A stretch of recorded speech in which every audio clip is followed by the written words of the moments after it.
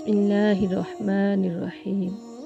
السلام علیکم تربیت مخلوق خدا کے سامعین۔ آج کا جو واقعہ ہے وہ فحشہ عورت اور فقیر کا ہے۔ بغداد کے بازار میں ایک حلوائی صبح صبح اپنی دکان سجا رہا تھا کہ ایک فقیر اس کی دکان کے پاس سے گزرا۔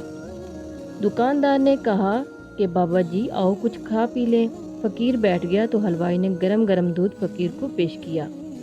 فقیر نے دودھ پی کر اللہ کا شکر ادا کیا اور اس حلوائی کو کہا کہ بھائی تیرا شکریہ، اور یہ کہہ کر فقیر چل پڑا۔ بازار میں ایک فحشہ عورت اپنے دوست کے ساتھ سیڑھیوں پر بیٹھ کر موسم کا لطف لے رہی تھی۔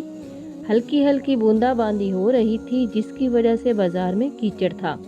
فقیر اپنی موج میں بازار سے گزر رہا تھا کہ فقیر کے چلنے سے ایک چھینٹا اڑا اور فحشہ عورت کے لباس پر گر گیا۔ جب یہ منظر فحشہ عورت کے دوست نے دیکھا تو اسے بہت غصہ آیا۔ وہ اٹھا اور فقیر کے منہ پر تھپڑ دے مارا اور کہا فقیر بنے پھرتے ہو، چلنے پھرنے کی تمیز نہیں ہے۔ فقیر نے ہنس کر آسمان کی طرف دیکھا اور کہا مالک تو بھی بڑا ہے، تو بھی بڑا ہے، بے نیاز ہے، کہیں سے دودھ پلواتا ہے اور کہیں سے تھپڑ مرواتا ہے۔ یہ کہہ کر فقیر آگے چل پڑا۔ فحشہ عورت چھت پر جا رہی ہوتی ہے تو اس کا پاؤں پھسلتا ہے اور زمین پر سر کے بل گر جاتی ہے۔ اس کو ایسی شدید چوٹ لگتی ہے کہ موقع پر ہی فوت ہو جاتی ہے۔ شور مچ گیا کہ فقیر نے آسمان کی طرف منہ کر کے بد دعا دی تھی، جس کی وجہ سے یہ جان چلی گئی۔ فقیر ابھی بازار کے دوسرے کنارے تک نہیں پہنچا کہ اس فحشہ عورت کے دوست نے فقیر کو پکڑ لیا اور کہا کہ بڑے فقیر بنے پھرتے ہو، حوصلہ بھی نہیں رکھتے ہو۔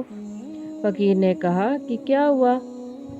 اس نے کہا کہ تم نے بد دعا دی اور عورت کی جان چلی گئی۔ فقیر نے کہا کہ واللہ میں نے تو کوئی بد دعا نہیں دی۔